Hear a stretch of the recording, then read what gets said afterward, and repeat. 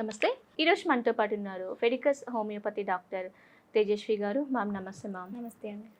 Madam, ఇప్పుడు లేడీస్కి చాలా రకాల ప్రాబ్లమ్స్ వస్తుంటాయి. అంటే కామన్గా మనం 40 క్రాస్ అయిందంటే సరే మెనోపాజ్ స్టేజ్ స్టార్ట్ అవుతుంది. Yeah. సో అది వచ్చింది అంటే రకరకాలుగా, అంటే డిప్రెషన్లోకి వెళ్ళడం కానీ, స్లీప్ ప్రాపర్గా ఉండదు, సో నీరసంగా ఉండడం, చాలా రకాలుగా ఉంటుంది.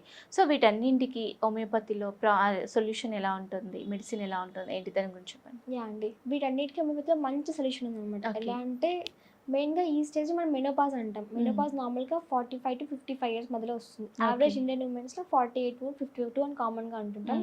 బట్ ఈ ఫేజ్ స్టార్ట్ అయ్యే ముందే వాళ్ళకి పెరిమెనోపాజ్ స్టేజ్ ఒక స్టేజ్ ఉంటుంది. ఎర్లీ వచ్చేసింది ఫస్ట్. ఎర్లీగా ఈ స్టేజ్ ఇంకా మెనోపాజ్ స్టార్ట్ అవుతుంది, ఈ సింటమ్స్ వస్తుంటాయి అనేలాగా మనకు ఒక 2-3 ఇయర్స్లో ఇండికేషన్స్ వస్తుంటాయి వాళ్ళకి బాడీ నుంచి. లైక్ మీరేనంటే మూడ్ స్వింగ్స్ కానివ్వండి, చికాకు, యాంగ్జైటీ కానివ్వండి, లేదంటే పాల్పిటేషన్స్ కానివ్వండి, బాడీ స్వెట్, అవి లైక్ డిఫరెంట్గా ఉంటాయి అనమాట. ప్రతి ఒక్కరిలో సేమ్గా ఉంటాయని చెప్పలేం, బట్ మోస్ట్ ఆఫ్ సింటమ్స్ కామన్గా ఉంటాయి ప్రతి ఒక్కరిలో. ఈ పెరిమెనోపాజ్ స్టేట్లోనే వాళ్ళకి పీరియడ్స్ అంటే ఇర్రెగ్యులర్గా మారిపోతూ ఉంటాయి. నార్మల్గా ఫస్ట్ అంతా వాళ్ళకి పీరియడ్స్ రెగ్యులర్గా వచ్చి హెల్తీ సైకిల్స్ ఉండేసి నార్మల్ బ్లీడింగ్ అవుతూ ఉంటుంది. బట్ ఈ పెరిమెనోపాజ్ స్టేట్ వచ్చేసరికి వాళ్ళకి పీరియడ్స్ ఇర్రెగ్యులర్గా మారిపోతూ ఉంటాయి. వాళ్ళు అనుకుంటారు మాకు అంతవరకు నార్మల్గా వచ్చింది కదా, సడన్గా ఎందుకో 2-3 months నుంచి ఇలా డిలే అవుతుంది, లేదంటే మంత్కి ట్వైస్ వస్తుంది, థ్రైస్ వస్తుంది, ఇలా హెవీగా బ్లీడింగ్ అవుతుందని కామన్గా అనుకుంటారు. బట్ కొంతమంది నార్మల్ కండిషనే అండి. అంటే వాళ్ళకి ఎలాంటి ప్రాబ్లమ్స్ లేనంత వరకు వాళ్ళకి ఇది నార్మల్ కండిషనే. అంటే ప్రాబ్లమ్స్ అంటే గర్భాశయంలో ప్రాబ్లమ్స్ అంటాం. బల్క్ యూటర్స్ కానీ, ఫైబ్రాయిడ్స్ కానీ, అడినోమైసిస్ కానీ, ఇలాంటి ప్రాబ్లమ్స్ ఏది లేనంత వరకు వాళ్ళకి ఇలా పీరియడ్స్ ఇర్రెగ్యులర్ రావడం నార్మల్ కండిషన్స్ అనమాట. ఎందుకంటే హార్మోనల్ ఫ్లక్చుయేషన్స్ వల్ల వాళ్ళకి ఇలా పీరియడ్స్ ఇర్రెగ్యులర్గా మారుతూ ఉంటాయి. వాళ్ళ బ్లీడింగ్స్ అనేది ఎక్కువగా ప్రొఫ్యూస్గా రావడం, మోర్ దాన్ 5 days కానీ 7 days కానీ బ్లీడింగ్ అవడం, లేదంటే క్లాట్స్ పడడం, ఇవన్నీ నార్మల్గా ఉంటాయి స్టేజ్లోనే. ఎందుకంటే పీరియడ్ సైకిల్స్ అనేది మెయిన్గా హార్మోన్స్ పైన రెగ్యులేట్ అవుతుంది. సపోజ్ ఎర్లీ స్టేజ్లో అనుకోండి, 14 years పీరియడ్ స్టార్ట్ అవుతుంది. 14 years నుంచి 45 years వరకు ఎవ్రీ మంత్ పీరియడ్స్ కంటిన్యూగా ఉంటాయి. ఈ స్టేజ్లో హార్మోన్స్ అనేటివి చాలా యాక్టివ్గా ఎఫెక్ట్గా వర్క్ చేయడం వల్లే వాళ్ళకి పీరియడ్స్ స్టార్ట్ అవుతూ ఉంటాయి. ఈ హార్మోన్ యాక్షన్ అనేది ఆ 40+ తర్వాత డిరేజ్మెంట్ అవుతుంటే తగ్గిపోతుంటుంది అనమాట. లేదంటే కొంతమంది హార్మోన్స్ అనేటివి ఎక్కువ అవడం కానీ, లేదంటే తక్కువ అవడం కానీ, ఇలా ఇంబ్యాలెన్స్ స్టార్ట్ అవుతుంది. అలాంటి కండిషన్స్ ఇలాంటి కామన్గా చూస్తుంటాం. మెయిన్గా ఈ పీరియడ్స్కే కాకుండా వాళ్ళు చాలా మందిలో వెయిట్ గెయినింగ్ కామన్గా చూస్తుంటాం. నార్మల్ వెయిట్తో సడన్గా బరువు పెరుగుతూ ఉంటారు. ఇంకా దీంతో పాటు వాళ్ళకి వేడి గాలు కామన్గా చెప్తుంటారు. చాలా మంది మదర్స్ కానీ, లేదంటే ఇంట్లో ఉన్న వాళ్ళు చెప్తుంటారు వేడిగా అనిపిస్తుంది, ఎంత ఏసీలో కానీ ఫ్యాన్లో కింద కూర్చున్నా కూడా చాలా వేడిగా అనిపిస్తుంది, తల నుంచి కాళ్ళ వరకు వేడి గాలు వస్తున్నాయి అంటారు. మనకు అర్థం కాదు ఏంటి వేడి గాలు అంటున్నారు, వేడి గాలు అంటున్నారు అని చెప్పేసి. ఇది వాళ్ళకి హార్మోనల్ రియాక్షన్స్ వల్ల ఇట్లా వేడి గాలు అనిపిస్తూ ఉంటాయి. దీన్ని కామన్గా హాట్ ఫ్లషెస్ అంటుంటాం. వేడిగా అనిపిస్తుంటుంది బాడీ మొత్తం. ఎందుకంటే హార్మోన్స్లో మార్పులు రావడం వల్ల ఇలా బాడీ అనేది వేడిగా అనిపిస్తూ ఉంటుంది. నార్మల్గా మన బాడీలో పీరియడ్ సైకిల్ కానీ, లేదంటే బాడీ వెయిట్ కానీ, మూడ్ స్వింగ్స్ కానీ, లేదంటే బాడీ స్ట్రక్చర్, ఫంక్షన్స్, ఇవన్నీ మెయింటైన్ చేయాల్సి హార్మోన్స్ వల్ల డిపెండ్ అయి ఉంటాయి. అందుకని ఫీమేల్ బాడీకి హార్మోన్స్కి అంత రియాక్ట్ అవుతుంది, అంత రియాక్షన్ ఉంటుంది. ఇన్ కేస్ చిన్న హార్మోనల్ ఇంబ్యాలెన్స్ స్టార్ట్ అయినా కూడా ఎర్లీ ఏజ్లో వాళ్ళు బరువు పెరగడం కానీ, లేదంటే ప్రాబ్లమ్స్ స్టార్ట్ అవ్వడం ఇలా కామన్గా ఉంటాయి. సో ఇది హార్మోన్స్ బ్యాలెన్స్డ్గా ఉన్నంత వరకు వాళ్ళు హెల్దీ లైఫ్ లీడ్ చేస్తూ ఉంటారు. వన్స్ ఇంబ్యాలెన్స్ స్టార్ట్ అయిందని ప్రాబ్లమ్స్ స్టార్ట్ అయిపోతూ ఉంటాయి. ఈ మెనోపాజ్ స్టేట్లో వాళ్ళకి ఆల్రెడీ న్యాచురల్గానే హార్మోన్స్ ఫ్లక్చుయేషన్స్ జరుగుతూ ఉంటాయి. అలాంటి స్టేజ్లోనే వాళ్ళకి అనిపిస్తుంటాయి. దీంతో పాటు వాళ్ళకి గుండె దడగా అనిపిస్తుంటుంది. చిన్న విషయం తెలిసినంటే టెన్షన్ స్టార్ట్ అవ్వడం, అంటే యాంగ్జైటీగా ఫీల్ అవ్వడం, గుండెకి బాగా కొట్టేస్తుందని చెప్తుంటారు చాలా మంది. ఇంకా కొంతమందికి నైట్ టైం ఎక్కువ చెమటలు పడిపోతూ ఉంటాయి. ఎలాంటి రీజన్ లేకుండా యాంగ్జైటీగా ఫీల్ అయ్యి చెమటలు ఎక్కువ పడిపోతూ ఉంటాయి. లేదంటే వాళ్ళ మూడ్ స్వింగ్స్ కామన్గా ఉంటాయి. అంటే చిరాకు పడడం కానీ, లేదంటే కోప్పడడం కానీ, చిన్న వాటికి కారణం లేకుండా కోప్పడుతూ ఉంటారు. మనం ఏమనుకుంటాం చాదస్తం పెరిగింది, వయసు అయిపోతుంది, చాదస్తం వచ్చింది అనుకుంటాం. బట్ ఇవన్నీ హార్మోన్ రియాక్షన్స్ వల్ల జరుగుతుంటాయి వాళ్ళని. ఎందుకంటే బాడీలో హార్మోన్స్ వల్లనే ఆ బ్రెయిన్లో కెమికల్స్ అనేవి రియాక్ట్ అవుతూ ఉంటాయి. ఈ హార్మోన్స్ సరిగ్గా లేనప్పుడు ఆ కెమికల్ రియాక్షన్ సరిగ్గా లేకుండా వాళ్ళకి ఆ మూడ్ స్వింగ్స్ స్టార్ట్ అయిపోతుంటాయి. మరి కొంతమంది చాలా డిప్రెసివ్గా ఫీల్ అయిపోతూ ఉంటారు. చాలా మందిలో యాంగ్జైటీ ఉంటుంది, లేదంటే కోపడడం, చిరాకులు కామన్గా ఉంటాయి. బట్ కొన్ని కేసెస్లో మాత్రం డిప్రెషన్గా ఫీల్ అయిపోతుంటారు. చిన్న మాట తట్టుకోలేకపోవడం, లేదంటే వాళ్ళకి ఏదో అవుతుంది, వాళ్ళ టెన్షన్స్ అని వాళ్ళకే ప్రాబ్లమ్స్ ఉన్నట్టు ఫీల్ అయిపోతుండడం, చాలా డిప్రెసివ్గా మూడ్ స్వింగ్స్లా అనిపించడం, ఇలా కామన్గా ఉంటాయి. ఇవన్నీ కాకుండా వాళ్ళకి ఈ పీరియడ్స్ కానీ, లేదంటే మూడ్ స్వింగ్స్ కానీ, ఇవన్నీ పక్కన పెడితే వాళ్ళకి ఇంకా హెల్త్ ప్రాబ్లమ్స్ స్టార్ట్ అయిపోతూ ఉంటాయి. ఈ స్టేజ్లోనే ఇన్సులిన్ రెసిస్టెన్స్ స్టార్ట్ అవడం కానీ, లేదంటే డయాబెటీస్ కామన్ ఈ ఏజ్లో చూస్తుంటాం. ఆ 40+ వచ్చిన ఫీమేల్స్లో కానీ డయాబెటీస్ కానీ, థైరాయిడ్ కానీ స్టార్ట్ అయిందని చెప్తుంటారు. ఎందుకంటే హార్మోన్ సరిగ్గా లేకపోవడం వల్లే వాళ్ళకి. దాని తర్వాత వాళ్ళకి ఆ బాడీ వెయిట్ గెయినింగ్ కావడం కానివ్వండి, లేదంటే లేదంటే బాడీలో వినీర్సంగా అనిపించడం, ఈజీగా పెయిన్స్ రావడం, జాయింట్ పెయిన్స్ రావడం, ఇవన్నీ స్టార్ట్ అయిపోతూ ఉంటాయి. జాయింట్ పెయిన్స్కి హార్మోన్స్కి ఒక లింక్ ఉంటుంది. ఎందుకంటే జాయింట్స్లో ఆ మూవబిలిటీ ఉండాలి, అంటే జాయింట్ స్ట్రెంథనింగ్గా ఉండాలి, హార్మోన్స్ ఇంపార్టెంట్ అనమాట. హార్మోన్స్ యాక్షన్స్ వల్ల ఆ మూవబిలిటీ ఈజీగా ఉండడం కానివ్వండి, లేదంటే ఆ బోన్ స్ట్రెంత్ అనేది మెయింటైన్ చేయడం జరుగుతుంది. సో ఈ మెనోపాజ్ స్టేట్లో వాళ్ళకి హార్మోన్స్ తగ్గిపోతూ ఉంటాయి. సో ఆ బోన్ స్ట్రెంత్ కూడా తగ్గిపోతుంటుంది వాళ్ళు.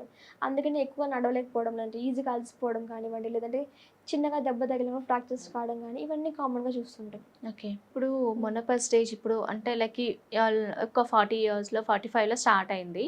సో అది కంప్లీట్‌గా రికవర్ అయ్యి సెట్ అవ్వడానికి ఎంత టైం పడుతుంది ఓవరాల్‌గా? అండి, నార్మల్గా ఎవరికైతే ఈ మెనోపాజ్ స్టేట్ స్టార్ట్ అయ్యింది, మ్మ్. అంటే మెనోపాజ్ వచ్చే ముందు సిమ్టమ్స్ స్టార్ట్ అయ్యాయి అనుకోండి, అవును. వాళ్ళు కనుక మెడిసిన్స్ తీసుకున్నారనుకోండి, అంటే చాలా మంది ఏమనుకుంది, నేచురల్ ప్రాసెస్ మెడిసిన్స్ ఏదో అవసరం లేదు అనుకుంటారు. బట్ ఎందుకు మెడిసిన్స్ తీసుకోవాలంటే ఆ ట్రాన్సిషన్ ఫేజ్ అయితే ఉంటుందో మెనోపాజ్ నుంచి మెనోపాజ్ వరకు ఆ ఫేస్ స్మూత్ కావడానికి మెడిసిన్స్ తీసుకోవాలన్నమాట.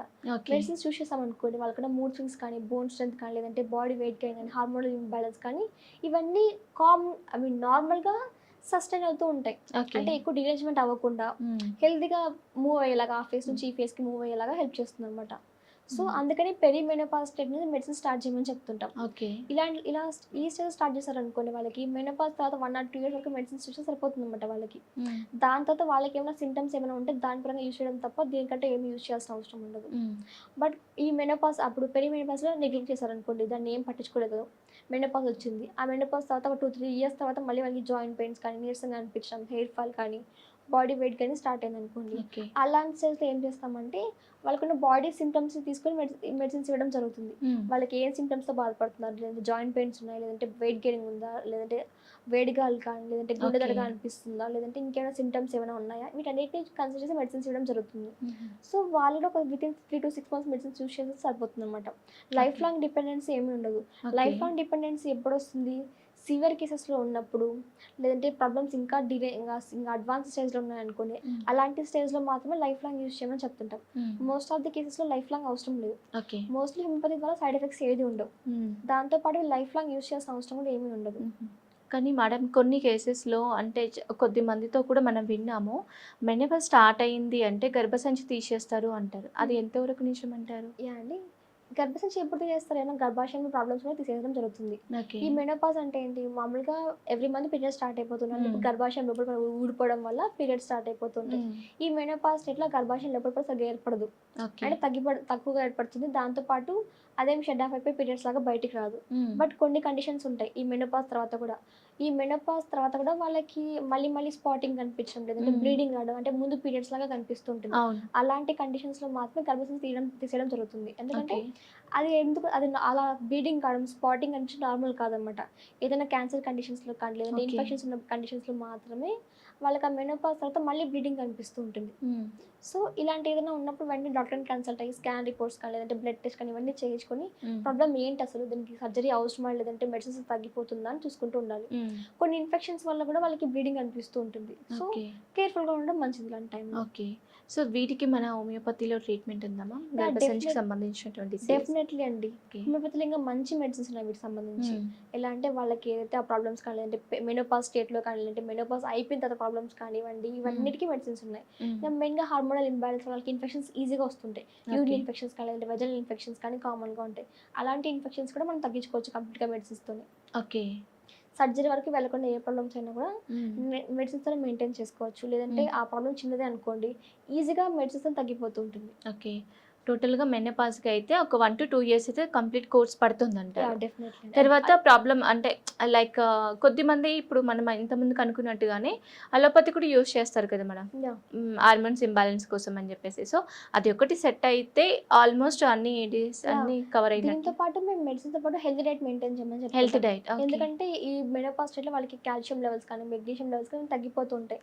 ఐరన్ ఫుడ్స్ తీసుకోమని చెప్తుంటాం, కాల్షియం రిచ్ ఫుడ్ కానీ, లేదంటే ఇంకో స్ట్రెస్ రిలీఫ్ అయ్యే టెక్నిక్స్ కానీ, ఇవన్నీ ప్రాక్టీస్ చేస్తుండాలి. అంటే మెడిసిన్స్కి డైట్కి ఇంపార్టెన్స్ ఉంది ఈ స్టేజ్లో. రెండు బ్యాలెన్స్డ్గా ఉన్నప్పుడు వాళ్ళకి ప్రాపర్గా క్యూర్ అనేది జరుగుతుంది అనమాట. ఓకే. మామ్ ఇప్పుడు ప్రెగ్నెన్సీ అంటే లైక్ ఫీడింగ్ మదర్స్ ఉంటారు కదా, సో వాళ్ళకి ఫీడ్ చేయడం వల్ల ఐరన్ కాల్షియం డెఫిషియన్సీ పక్కా ఉంటుంది. డెఫినెట్లీ సో వాళ్ళకి మన హోమియోపతిలో తీసుకునే ట్రీట్మెంట్ ఉంటుందా? డెఫినెట్లీ అండి. ఓకే. ఇంకా ఈ ఫీడింగ్ మదర్స్‌కి మంచి హ్మ్. ట్రీట్మెంట్ ఉంటదన్నమాట. నార్మల్‌గా అంటే బయట కొద్దిమంది ఏమంటారంటే అసలు ఇంగ్లీష్ మెడిసిన్ వాడొద్దు, ఫీడింగ్ ఇస్తున్నాం కదా అవసరం లేదు. డెలివరీ అయిందా ఒక 1 ఆర్ 2 మంత్స్ యూజ్ చేసామా తర్వాత లైట్ అనుకుంటారు కదా. సో హోమియోపతి అయితే కొద్దిమంది ధైర్యం చేస్తారు. యాహ్! సో దానికి ఎలా ఉంటుందంటారు? దీనికి ఒక 3 టెక్నిక్స్ ఉన్నాయండి. నార్మల్‌గా ఫీడింగ్ టైమ్‌లో పాలు ఎక్కువ ఇంక్రీజ్ అవ్వాలంటే ఒక టెక్నిక్స్ ఉంటాయి దీనికి. ఓకే. వాళ్ళకి healthy diet plus proper sleep ఇంకా మెడిసిన్స్ ఈ 3 ఉంటాయి. ఓకే. సపోజ్ ఈ ఫీడింగ్ టైమ్‌లో వాళ్ళకి ఎలాంటి ఫ్రీక్వెంట్‌గా బేబీకి పాలు ఇచ్చారనుకోండి, హ్మ్. ఈ ఫీడ్‌కి అనేది సప్లై అండ్ డిమాండ్ పైన డిపెండ్ అవుతుంది. మనం ఓకే. బేబీకి ఎంత సప్లై చేసామనుకోండి, అంత డిమాండ్ బాడీలో పెరుగుతుందన్నమాట. In, out. యాహ్! అంత కంపల్సరీ. డిమాండ్ పెరగడం వల్ల అంత ప్రొడక్షన్ జరుగుతుందన్నమాట బాడీలో. అందుకని ఫ్రీక్వెంట్‌గా ఎవ్రీ 1 ఆర్ 2 అవర్స్‌కి బేబీకి పాలు ఇవ్వడం కానీ, లేదంటే అవును. సైమల్టేనియస్‌గా సైడ్స్ మారుస్తూ పాలు ఇవ్వడం కానివ్వండి, ఇలా చేయడం జరుగుతుందన్నమాట. ఓకే. ఇలా చేయడం వల్ల దాంతో పాటు బేబీ సకింగ్ పొజిషన్ కరెక్ట్‌గా ఉండాలి. ప్రాపర్‌గా సక్ చేస్తున్నప్పుడు ఆ మిల్క్ ప్రొడక్షన్ కూడా స్టిమ్యులేట్ ఇంక్రీజ్ అయ్యి అవుతుంది. మిల్క్ ఇంక్రీజ్ అవుతుంది. ఓకే. దాంతో పాటు ప్రాపర్‌గా వాటర్ తీసుకోమని చెప్తుండాలి. ఓకే. డీహైడ్రేషన్ వల్ల కూడా మిల్క్ ప్రొడక్షన్ తగ్గిపోతుంది. చాలా మందికి తెలీదు ఇది. ఓకే. మెయిన్‌గా బాలింతలున్నప్పుడు అది తినొద్దు, ఇది తినొద్దు, ఎక్కువ వాటర్ అవును. తాగొద్దు, ఎక్కువ నీళ్ళు అని తాగొద్దు. చెప్తుంటారు. అన్ని రిస్ట్రిక్షన్స్ చాలా యాహ్! ఉంటాయి కదా. ఇలా చేయడం కూడా మంచిది కాదనమాట. ఓకే. మనం గనుక ప్రాపర్‌గా వాటర్ కంటెంట్ తీసుకున్నాం అనుకోండి, ఆ పాల ప్రొడక్షన్ కూడా అంత హెల్తీగా ఉంటుంది, అంత నార్మల్‌గా ఉంటుందనమాట. అంటే ఓకే. బేబీకి సరిపడా పాలు బాడీలోనే ప్రొడ్యూస్ అవుతూ ఉంటాయి. హ్మ్. దాంతో పాటు ప్రాపర్‌గా నిద్రపోవడం, బాడీకి ప్రాపర్ రెస్ట్ ఇస్తుండడం, కరెక్ట్‌గా స్లీప్ సైకిల్స్ ఫాలో అవుతుండడం వల్ల హ్మ్. న్యాచురల్‌గానే ఈ ఈ ప్రెగ్నెన్సీ తర్వాత బేబీ పుట్టిన తర్వాత స్లీప్ సైకిల్ డిస్టర్బ్ అవుతుంది. అవును. ఒక 5, 6 మంత్స్ వరకు ఉంటది డెఫినెట్లీ ప్రాపర్‌గా. డిస్టర్బ్ అవుతుంది. బట్ ఆ సైకిల్‌ని కూడా మనం ప్రాపర్‌గా మెయింటైన్ చేసుకుంటూ ఉండాలి. హ్మ్. దీంతో పాటు హెల్తీ డైట్ అంటాం. ఓకే. కాల్షియం మెయిన్‌గా పాలకు కావాల్సిన కాల్షియం గానీ, ఐరన్ సప్లిమెంట్స్ కానీ ఇవన్నీ మనం ఫుడ్ ద్వారా తీసుకుంటడం మంచిది. ఇంకా హోమియోపతిలో ఆ పాల ప్రొడక్షన్ ఇంక్రీజ్ అయ్యేలాగా, లేదంటే ఆ సప్లిమెంట్స్ అన్నీ అందేలాగా మంచి మెడిసిన్స్ ఉన్నాయి. వాళ్ళకి బేబీకి కానీ, లేదంటే మదర్‌కి కానీ ఎలాంటి సైడ్ ఎఫెక్ట్స్ లేకుండా న్యాచురల్‌గానే హీల్ అయ్యేలాగా ఐ మీన్ హ్మ్. బేబీకి కానీ, మదర్‌కి కానీ ఎలాంటి సైడ్ ఎఫెక్ట్స్ లేకుండా ఓకే. న్యాచురల్‌గానే మిల్క్ ప్రొడక్షన్ ఇంప్రూవ్ అయ్యేలాగా మెడిసిన్స్ ఉన్నాయి. Okay. Thank you so much ma'am. మెనోపాజ్‌లో తీసుకోవాల్సిన జాగ్రత్తల గురించి చాలా చక్కగా చెప్పారు. Thank you so much.